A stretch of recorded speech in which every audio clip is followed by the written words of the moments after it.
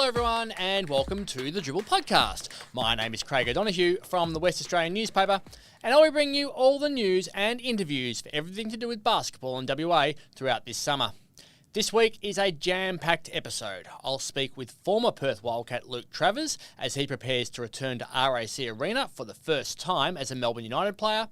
Then we'll hear from Cleveland Cavalier's Director of Scouting Brendon about how close Travers is to going from being drafted by the team to actually making his NBA debut. And finally, Fremantle Dockers forward Michael Walters will join me for a very special basketball announcement, so I'm looking forward to talking to him. But first, Luke Travers was the poster child for what West Australian basketballers aspire to become. Cotton. Travers! They're dunking their way to victory. Travers again. That's what he can do. Travers upstairs! An incredibly talented teenager who received his first opportunity with the Perth Wildcats, then got recruited by Cleveland Cavaliers at pick 56 in the 2022 NBA draft. The world is well and truly at Luke's feet, but he has moved to Victoria in a bid to become a player in the NBA and make that dream come true. I caught up with Luke in Queensland before the start of the season. Luke, thanks for your time. Thank you. Thanks for having me once again. You look different. The hair's different and the colour is different. Talk to me about the hair first. It was just it was something I've been thinking about for a while. Obviously, it's hung around for a little while, and I didn't think I was going to cut it at all. But coming up to Summer League, I knew I did it the year before. It's very hot in Vegas, and the sweat was just getting unbelievable under there. So yeah, just decided it was time to go, and I'm pretty happy with the change as well. Was it a shock looking in the mirror the first time, or rubbing your hands through your hair as you run out on the court? Yeah, for sure. I went to like a proper hairstylist and everything just to make sure it was properly done. But yeah, then looking in the mirror after it was done, it was very different for sure. It's been a while since I haven't had long hair, so just very different. But yeah, like I said, happy with the change. And the blue, it's very different to red. Yeah. How have you found that change? I mean, it's been, super cool. Obviously, the team that we've got together now, it's super exciting. Obviously, a lot of creators and then also a lot of guys with experience as well. So to learn from those guys every day, it's a lot to take in, but I've enjoyed every moment of it. It feels like you've made a real effort in the past few years to put yourself into positions where you're uncomfortable.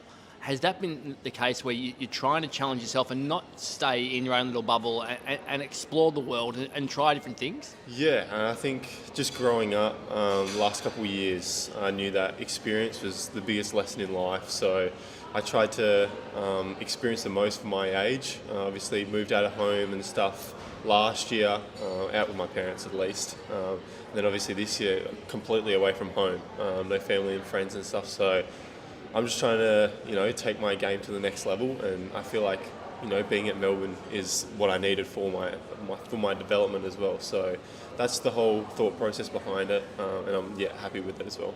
Did you feel there was a perception around you that you might not be able to handle moving to the States from a living perspective, or moving to Victoria from a living perspective, and was that something you needed to prove to people? Yeah, for sure. I remember, moving out of home, out of my parents' house last year was a real change.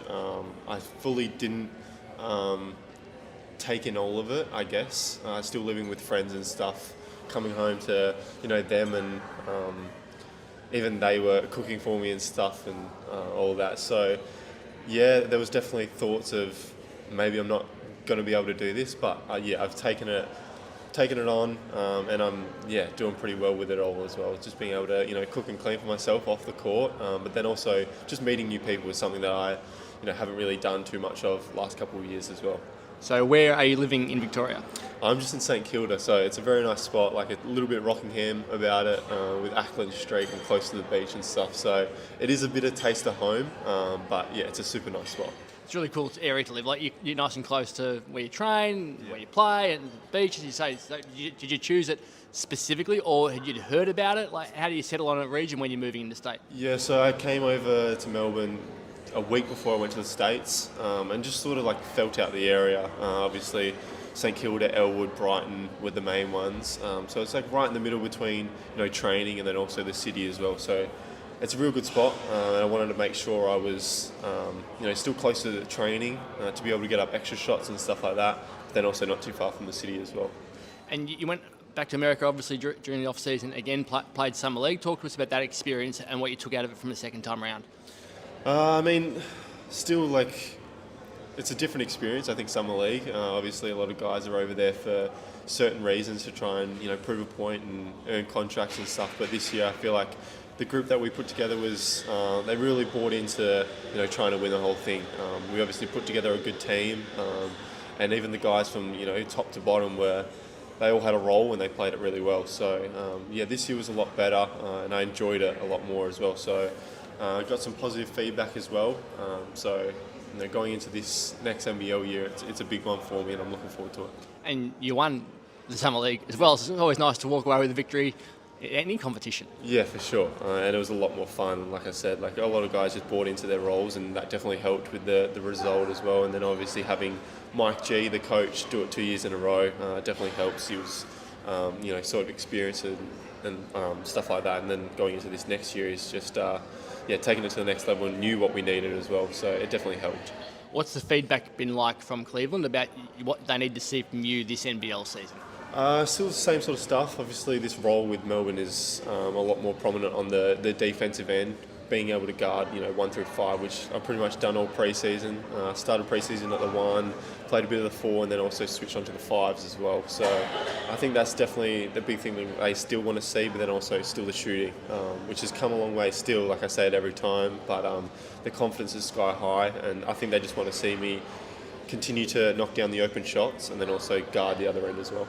So how different is this role that Dean's got you playing compared to what you're playing at the Wildcats?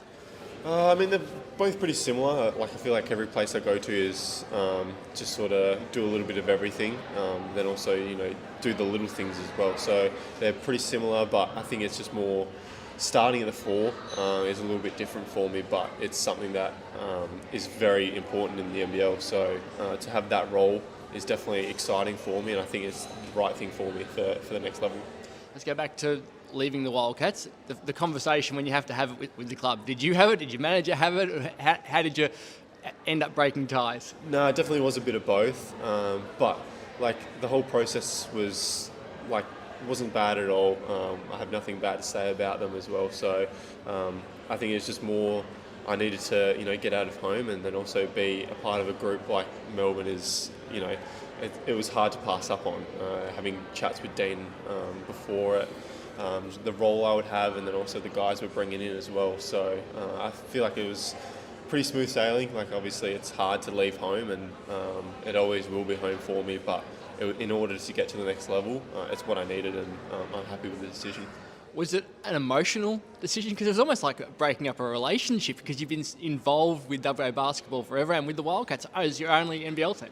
I feel like, they're going to support me no matter what, even if it is to, get to the next level. It's what I needed. So hopefully, the WA basketballers are still supporting me and stuff and know that this is what I needed. It's just, I feel like it's what I needed as well. So, I don't think it's too bad.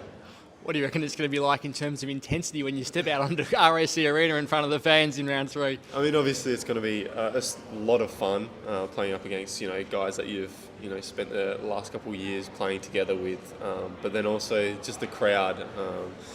They're known for being really intense and high octane. So to be on the other end of it will be different, but hopefully it's not too bad. Are you expecting boos? Are you expecting abuse? Or are you expecting a bit of love? You just never know what they're going to think, do you? It can really go one of two ways. Either they're going to be super loving and just have supporting me to have back, or it'll be, which is what I'm expecting, a lot of boos, but it'll be a lot of fun for sure. You've got the two Brendons here from the Cavs here at the moment. Will you catch up and meet with them for various discussions, or do they just watch you while they're here? There's a lot of watching, but I will spend some time with them. Nice dinner tonight with them, and then just little catch-ups here and there as well. So it'll be nice to have them back out and keep building those relationships, and then also hopefully get some feedback as well. Expecting Mike Gansey to come out to watch you play in the NBL, because he obviously came out last year and didn't get to actually see you play. It was quite ironic. I haven't really had that conversation with him yet, but I expect him to stay in contact and let him know if he is coming out or not. With this change, you've had Trev into Scott, into John Riley, Cavs summer league coach now Dean. Like it's really challenging, I would have thought, from any player to have a different coach every 6 to 8 months. How have you handled that part of the process? I mean, for me, I feel like it's a good thing. Like, I know a lot of people talking about there's no real familiar like faces to have around as coaches, but for me, I'm learning from new coaches every time that I'm stepping on the court. So for me, I feel like it's a good thing, and obviously Dean's shown that he gets the best out of his players, with Jack White and then Jock Landale as well going to the NBA. He sort of has that ability to get the best out of his players and project them to the NBA, which is a big reason why I decided to choose Melbourne. And has seen all these guys get to the NBA and Reed's now signing as well. Is that inspiring you to believe that it's even closer than what you even thought it was when you got drafted? Yeah, absolutely. Obviously, being drafted, it's almost 2 years now. So, there's obviously a couple of experiences at Summer League, get a little taste of it, but then also seeing those guys, do so well over there, and you just see how well it translates to the NBA. So, being in the same sort of position that they were in now, it's definitely exciting, and I look forward to the challenge as well. Nice slip by Mobley. Extra pass, Travers with the slam. Travers underneath. Nice dive to Nance. Pushing the jump hook. Travers with a tip and in. Wow. So we know that Luke Travers wants to be an NBA player, but how close is he to actually making that dream a reality? The Cleveland Cavaliers sent both their assistant GM, Brandon Weems, and their director of scouting, Brendon to the NBL Blitz in Queensland. The Cavs have been fantastic to this podcast since drafting Luke. We had their general manager, Mike Gansey, as a guest last year, and Brendon joined me at the NBL Blitz. I'm here with Cleveland Cavaliers Director of Scouting, Brendon. Thank you very much for your time. You're here to watch Luke. Tell us a bit about how you've seen his improvement over the past 12 months. Yeah, no, it's been great seeing.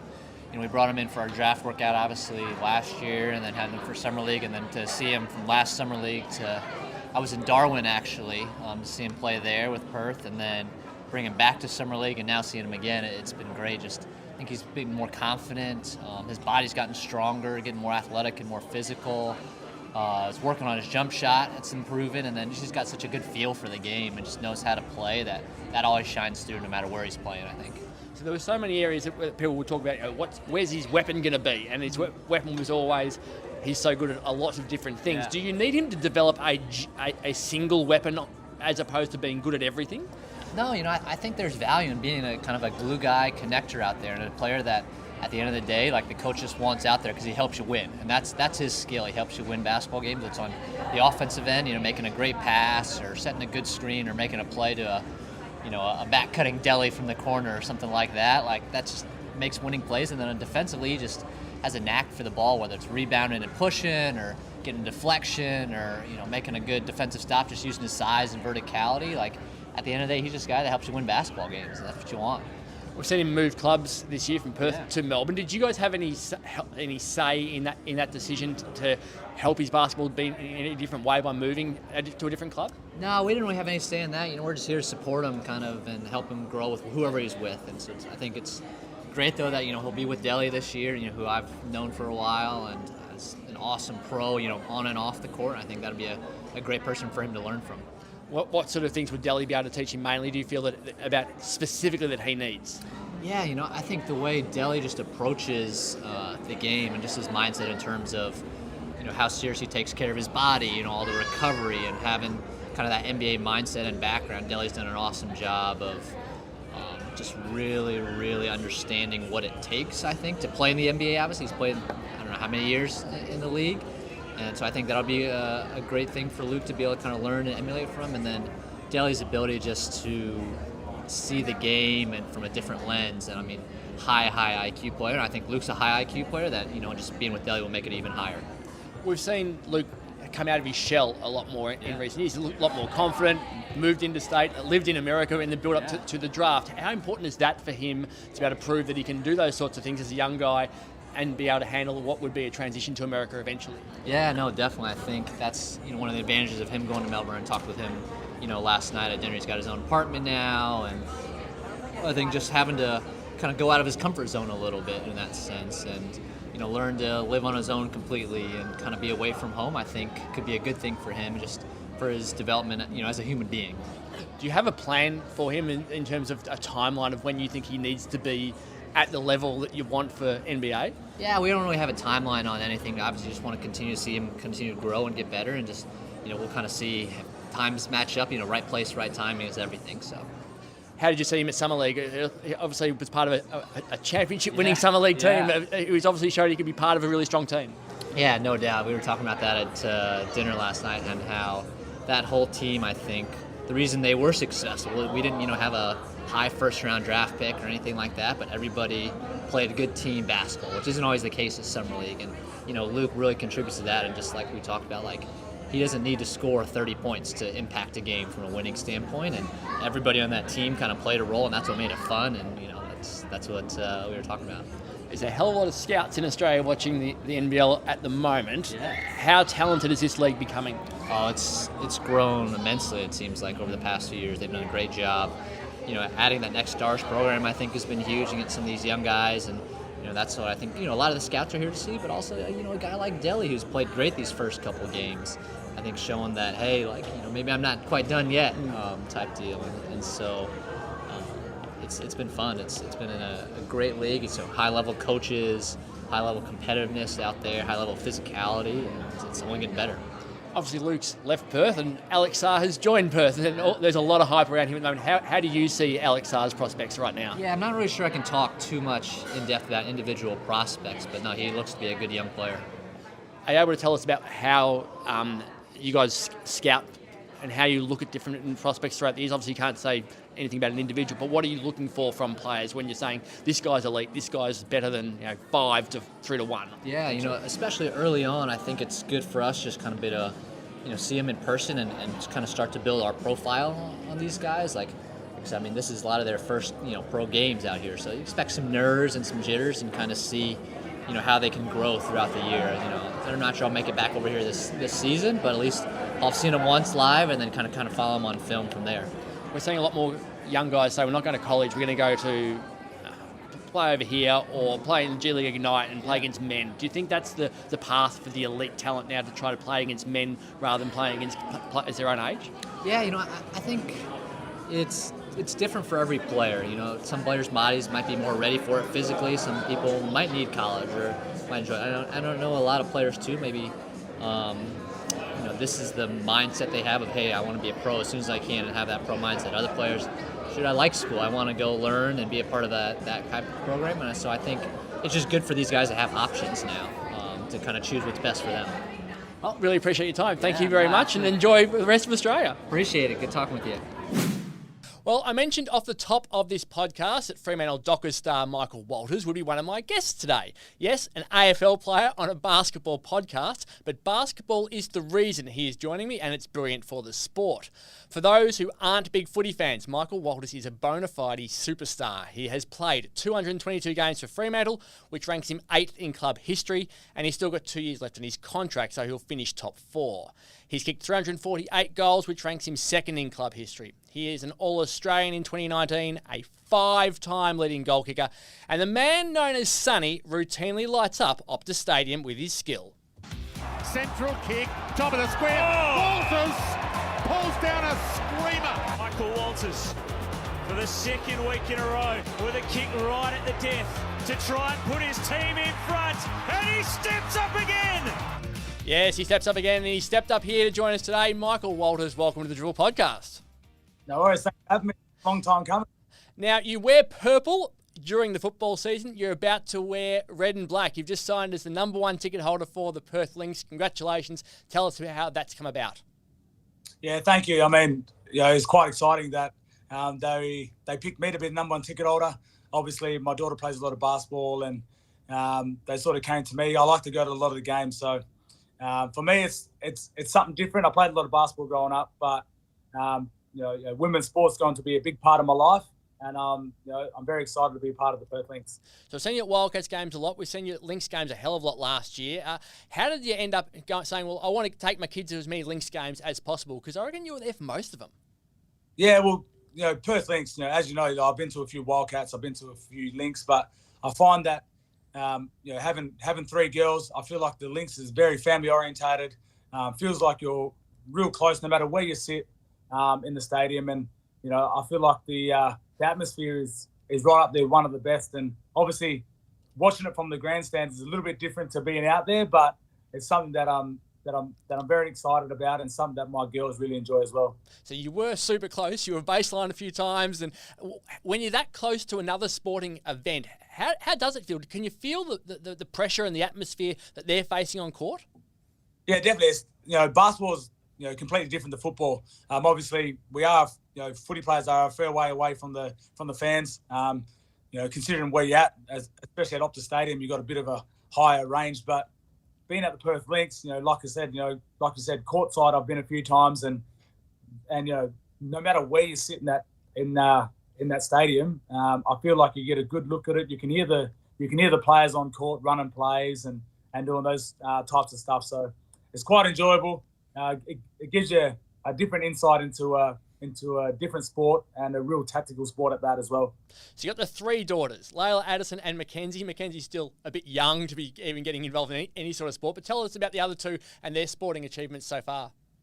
Yeah, so my oldest girl, Layla, who's 11, she started off playing a bit of football, close to where we live, and along with a few friends, wanted to move on to basketball to test that out for a year. And lucky enough, one of the guys that used to work at the football club at Fremantle is now at the Coburn Cougars, and he invited us down to go and try out and for the Wobble team and do a bit of that. And what made my daughter feel real comfortable was having a few friends to come along with her for the journey. And it was one of the best things that I've done, was to push her into a direction of basketball, something that's completely different, and a little bit foreign to the sport that I play, but in some ways a lot the same, with running plays and learning tactical stuff and the sportsmanship. So I was quite happy to push her along into that direction, and being there a year along with Andy Stewart, leading the reins down there, they definitely learn a lot more down there playing under him. And my daughter always said that he's a little bit like Ross Lyon. You see what you see is what you get from him. And and as soon as she said that, because she has had a big part with Ross Lyon throughout my footy career, every time I look at Andy, I see Ross Lyon myself. So it came about through purely going to try out with a few friends, and they and the girls really enjoyed it. So Andy Stewart, very, very big name in basketball in the state. He's in the Basketball WA Hall of Fame, former Lynx coach as well. Like, to be 11 years old and be having someone like that teaching you, it's an amazing opportunity, isn't it? Oh, definitely. And like I said, and like you said, he's got a lot of experience in the basketball realm and the basketball world, that he's coached and trained a lot of quality players who have gone on to do some big things. So for my daughter at 11 years old, along with her friends, to regardless of if they make it to the top level or whatever, Andy's definitely going to teach them some basketball skill, but then also some life skills as well. So she had a fair year, averaged 11.5 points a game in the under-12s. She had 20 points against the Perth Redbacks, 24 against Lakeside. A couple of those games happened while you were away. Did you get to see her all the time? Or how's the flight schedule worked when you're overseas? At least you got charter flights, interstate. At least you got charter flights at the moment to get you back. I'd imagine that would help. Yeah, well, it definitely helps. And, for her to go out there and, play the way she did, and I always promoted, make sure you pass the ball around, share it around, which is always good, and she enjoys that part of it as well.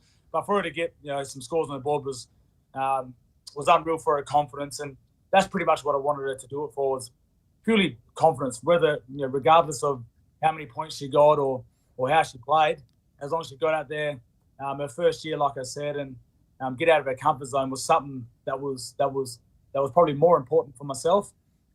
For her going forward, her life and also her sporting going forward. But whenever we did play the early games here in Perth, I sent Marnie, my wife, along to the games with her, and I sort of rocked up in the first quarter, halfway through the first quarter or whatever, just so I can get a bit of a sleep in. But I always made it to the games, and try to make myself known to show that support and make her feel comfortable on court. So as a dad of three girls, we're seeing that the world is changing for girls with sport. AFLW is now still in its infancy, but it's building. And we saw the Matildas have such a great tournament over here in the World Cup. When you see them and the opportunities now that they're going to have if they become good basketballers, can you see the momentum building for women's sport? Oh, definitely. And I feel like I feel like the momentum's getting stronger and stronger, especially, as you said, the Matildas. I'm not sure what the soccer rate went up while they were playing, but there's no doubt that everyone would have been out there kicking a soccer ball around. And a bit like basketball, basketball's growing, it's getting bigger and bigger. It is a international sport and it's massive, in the men's area. But for the teams like Perth Lynx to showcase their talent, getting a lot of imports from overseas and a lot of players that are playing for the Opals and also getting drafted to the WNBL is massive for the young women out there in society, and give them something to aspire to. And that's what these girls are doing. They're giving a lot of they're role models essentially for this younger generation to aspire to be something, whether it's basketball, whatever sporting they want to get into. So, the women's sport is definitely getting big. It's a big part of my life. Not only from now to it's going to be a big part of my life. Considering I've got 3 girls, and I'm definitely going to be a big advocate in pushing the women's sport, regardless of what sport it is. I'm going to try and push it as much as I can and help grow it. So from a Lynx perspective, they made the finals last year without a WNBA import. They had Sammy Whitcomb as an Australian player, but this year they've changed that and gone back to having a WNBA import. Aari McDonald, who was a pick 3 in the WNBA draft, comes along and gives them an automatically talented player in that point guard position. Having a player like that come into the system, we saw what Marina Maybury and Jackie Young could do 2 years ago. How important will that be for this team, you think, to have a talented player like her leading the way? Yeah, massive speed and opportunity for a lot of people to learn from, to grow from. Obviously, the WNBA is massive, and that's where everyone wants to get to, the Opals and the WNBA. And for her to come over and showcase her skill and her talent, but then also help a lot of the younger players get better and better in their craft. And it's good to have players like that come back to the Perth Lynx and like I said, showcase their skill and their talent is massive for the competition. So they've also got Emily Potter from Canada. She's a giant. She'll replace Lauren Scherf, who was the giant last year. But Amy Atwell, someone you mentioned, players want to get drafted to the WNBA. She's a West Australian. She played last season, comes back again. You would have met her a couple of times at training the other week.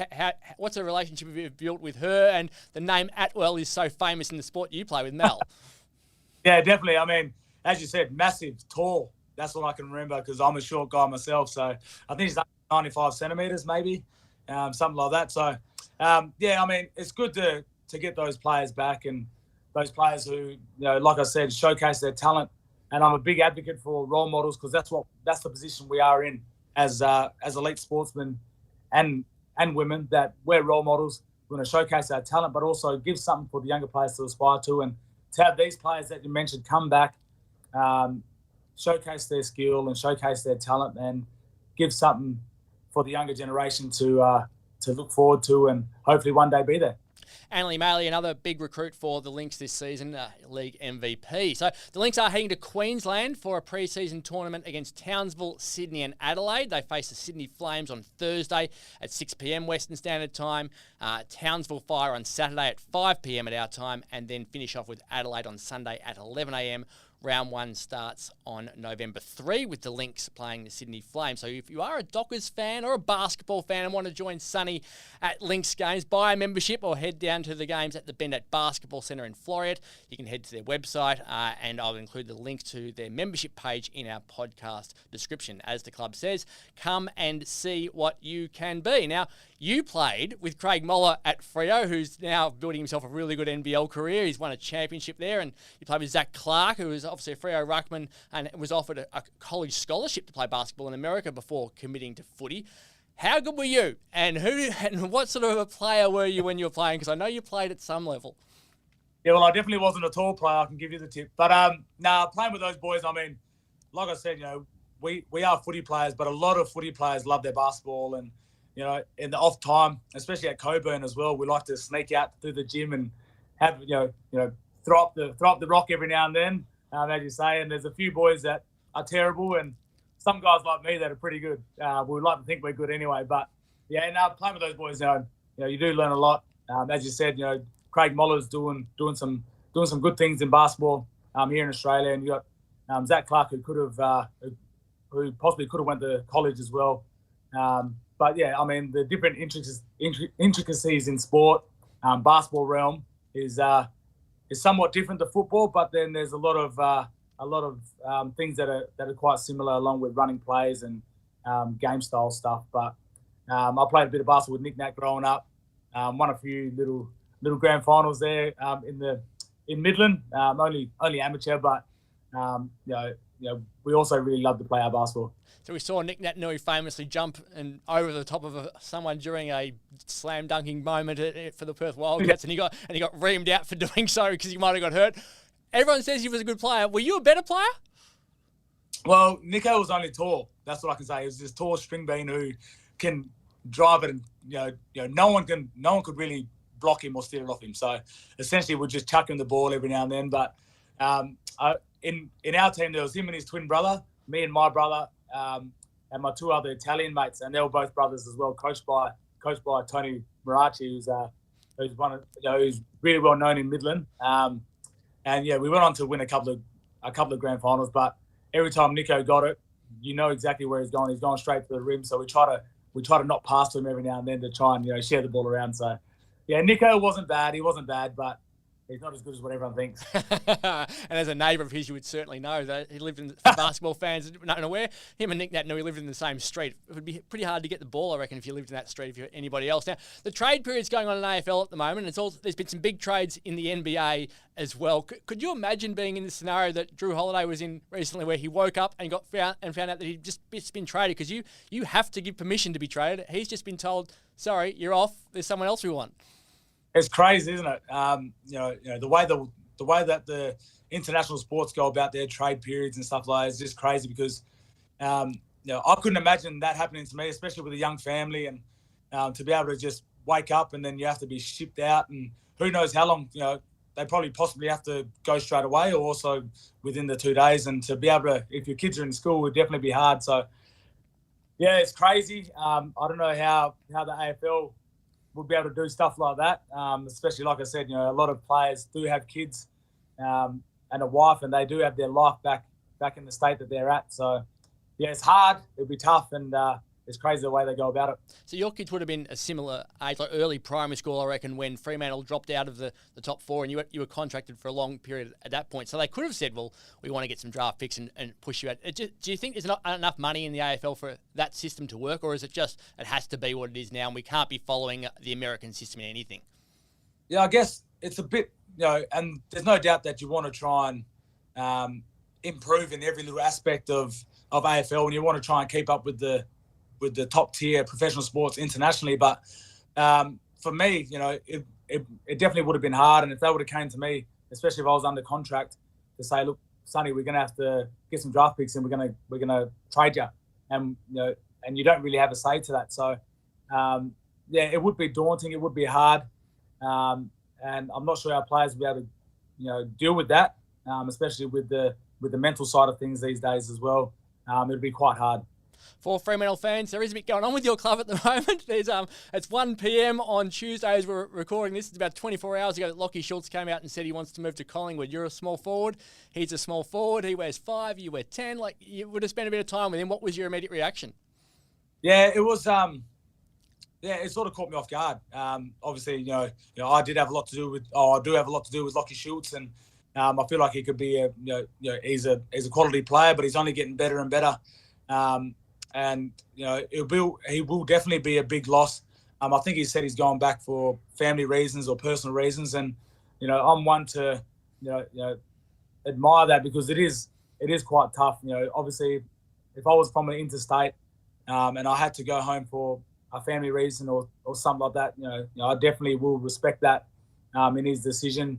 He's definitely a player that I want to play with for the rest of my career. I've still got 2 more years, and he's a player that I want to see grow at this football club and make this football club even better. And he's definitely one of those players that really stood out, especially over the last couple of years. Quality player that's passionate, wears his heart in his sleeve, and someone that I really enjoy playing with. So who knows exactly why he wants to go back, but all in all, I respect his decision. As long as it's the right decision, I respect it. And like I said, he's definitely a player that we want to keep at the Fremantle Football Club, and someone that I respect highly and I want to continue playing with. There's been a bit of turnover with your list in the last 12 months, especially, and you went from being a final team to someone that missed the 8. You've only got 2 years left in the contract, and you're getting on. You'd want to be playing in a flag. Do you worry about the number of players who have moved and the challenges it is of retaining players and building that premiership list? Yeah, it's definitely going to be a challenge no matter what.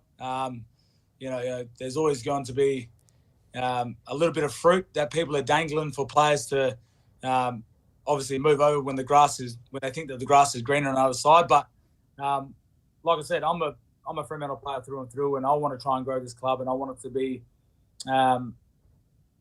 as good as it can be. I want to play in the first premiership along with a few other players. We want to play in the first premiership here at the Fremantle Dockers. I've been here 15 years and 2 more years, which will take me to 17 years, and hopefully I can do something and hold up that cup within the next 2 years. And like I said, we want to try and retain and keep players and bring players over, and hopefully we have a good culture that is able to keep those players coming over here for the future. How's the body feeling? You've had 6 weeks off. Are you raring to get back into it, or you just want another month like you're allowed to? Nah, I definitely want to get back into it. Someone like me, 32, you want to try and enjoy your break, but then also when you enjoy your break, a lot of the indulgence start to kick in, along with chocolates and all those sort of foods. So I'm trying to stay as disciplined as I can, because the old Ross Lyon motto, discipline versus indulgence, is always key to my head. So I want to enjoy the break. I want to spend some family time with my family, but then also I want to keep training. I want to keep trying to get fit, because like I said, 2 more years, I want to try and win that first ever flag for the Fremantle Dockers.